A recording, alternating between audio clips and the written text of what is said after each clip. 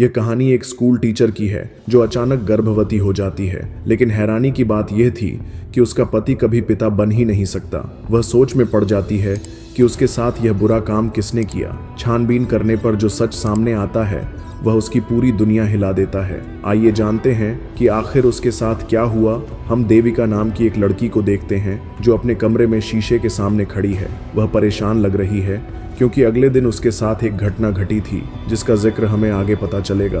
फिर हम देविका के पति सुजीत को देखते हैं जो एक अस्पताल में पुरुष कंपाउंडर की नौकरी करता है। सुजीत की नज़र देविका के गायब झुमके पर पड़ती है। पूछने पर देविका कहती है शायद कहीं रख दिया होगा।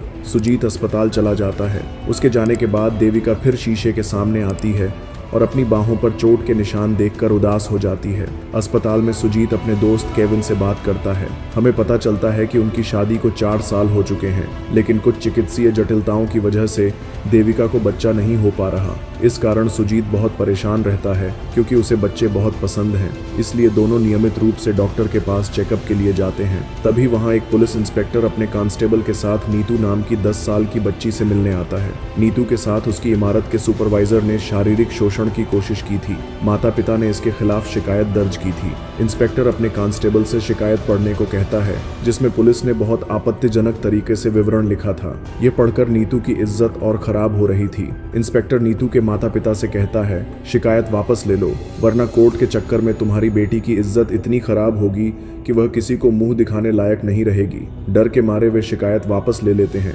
इससे हमें पुलिस की मानसिकता का पता चलता है कि वे बलात्कार पीड़ितों के साथ कैसा व्यवहार करते हैं। ये सब बातें बाहर खड़ा सुजीत सुन लेता है। इंस्पेक्टर उसे धमकाता है अगर तूने यह बात किसी को बताई तो तुझे किसी झूठे केस में जेल में डाल दूंगा। डर के मारे सुजीत कहता है सर मैंने कुछ नहीं सुना। अगले दिन देविका अपने स्कूल पहुंचती है। वहां वॉचमैन स्पोर्ट्स क्लब की चाबियां देते हुए कहता है कल शाम आप बहुत डरी हुई लग रही थीं।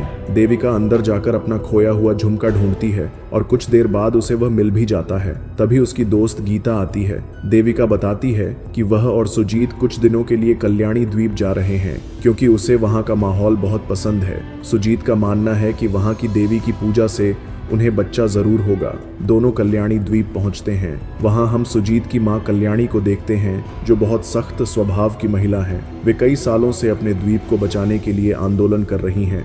उन्होंने वहां लोगों के साथ मिलकर एक अलग तरह का प्रशासनिक ढांचा बना रखा है जिसके कारण उनका बहुत नाम है। कुछ महीने बीत जाते हैं और दोनों अपनी जिंदगी में बहुत खुश रहते हैं। लेकिन एक दिन देविका को पता चलता है कि वह गर्भवती है।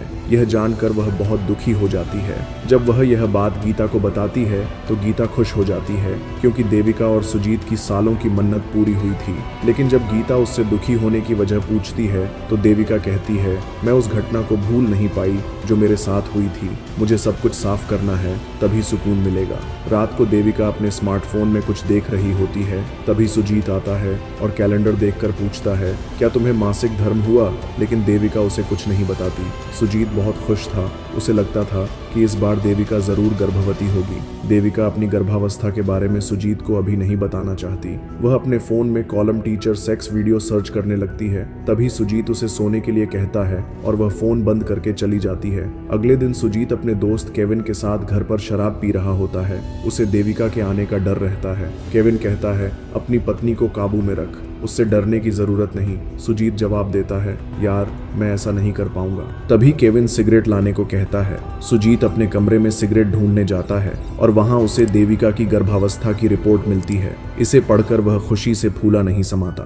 रात को वह देविका से पूछता है क्या तुम्हें कुछ बताना है? लेकिन देविका परेशान होती है और चुपचाप सोने को कह देती है। सुजीत सोचता है कि शायद देविका उसे बाद में सरप्राइज देना चाहती है। अगले दिन देविका फेसबुक पर अपने छात्र संदीप के भाई अखिल की शादी का निमंत्रण देखती है। वह सुजीत से कहती है कि वह अपनी मां के घर जाना चाहती है क्योंकि उनकी तबीयत ठीक नहीं है। शादी उसी शहर में हो रही थी जो उसके गांव के पास था। संदीप उसका छात्र था, इसलिए वह इंटरनेट की मदद से संदीप के घर पहुंच जाती है। वहां शादी की तैयारियां चल रही होती हैं। संदीप देविका को देखकर बहुत खुश होता है।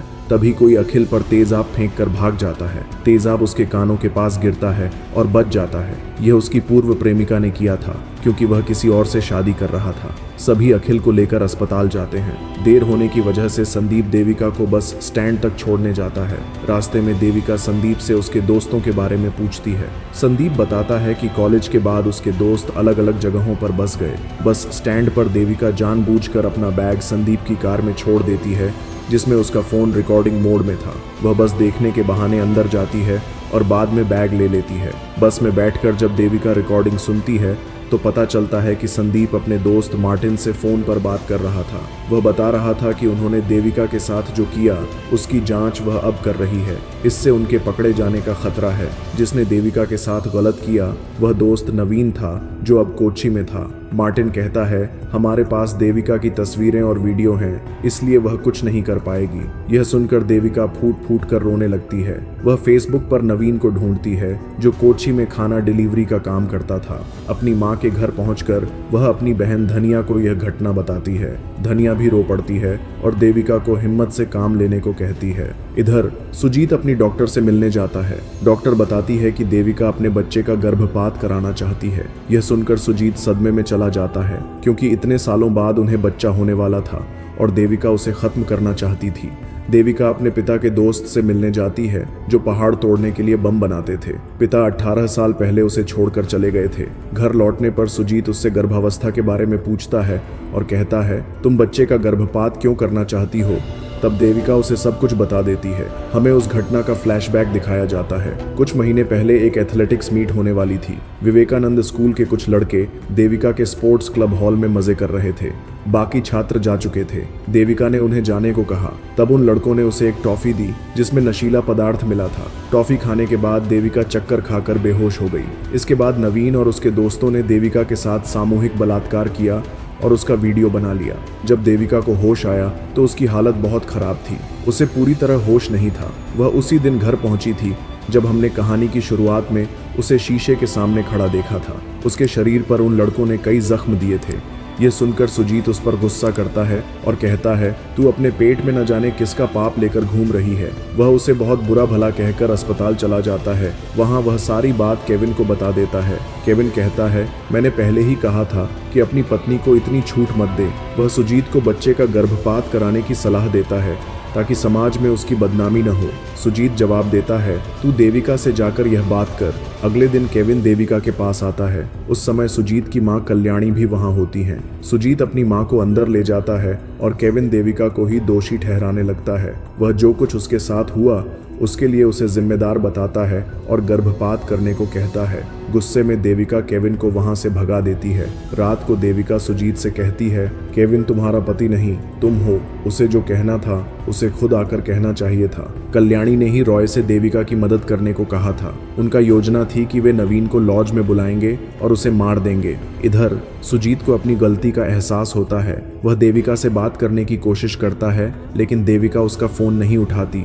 उधर रॉय को कुछ जरूरी काम आ जाता है और वह अपने सीनियर के साथ चला जाता है। अब देविका को अकेले ही नवीन से मिलने जाना पड़ता है। लॉज एक तरह का ओयो होटल था जहां कई जोड़े मिलने आते थे। वहां पहुंचकर देविका नवीन के कमरे में जाती है। नवीन उसके करीब आने लगता है जो देविका को बहुत अजीब लगता है। फिर भी वह चुप रहती है। थोड़ी देर बाद नवीन उसे जमीन पर गिरा देता है। तभी उसके 3 दोस्त जिनमें संदीप भी शामिल होता है वहां आ जाते हैं। वे देविका को बताते हैं कि उन्हें पता है कि वह उनकी जासूसी कर रही है। संदीप कहता है, हमारे पास तुम्हारी सारी वीडियो हैं जिन्हें हम पोर्न वेबसाइट पर अपलोड कर सकते हैं। वह ऐसा नहीं करना चाहते इसलिए देविका से चुप रहने को कहते हैं। देविका उन्हें मना करने लगती है लेकिन वे उसे ब्लैकमेल करके वहां से जाने को कहते हैं। लेकिन देविका जाने की बजाय दरवाज़ा बंद कर देती है और एक एक करके सभी लड़कों पर हमला शुरू कर देती है।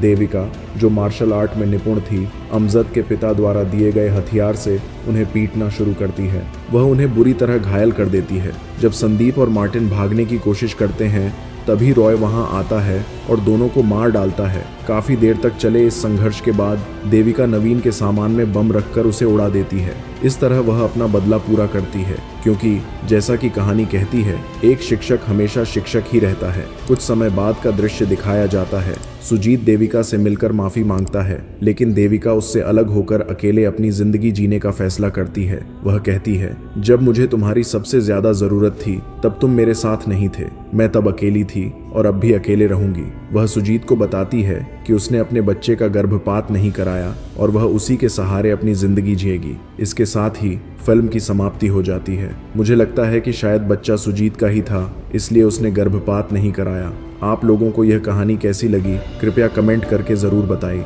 मिलते हैं एक और अनोखी कहानी के साथ।